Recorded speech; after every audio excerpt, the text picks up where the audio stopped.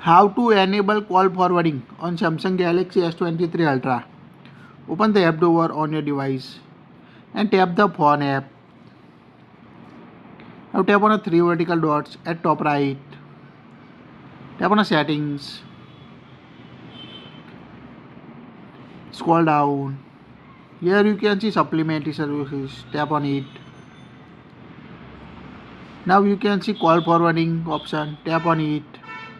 Here you can see two options, voice calls and video calls. Tap on voice calls. Now you can see four options available here. Always forward when your phone number is busy, forward when you unanswer the call, or forward when you unreachable or any network related issue. Just select the option you want to forward or call on your device. Here we select always forward. Now enter the phone number you want to forward a call or tap on a contact icon to add contact from your list. Just enter the phone number and tap on a enable button to enable call forwarding or divert phone call to other number on your Samsung Galaxy S23 Ultra device.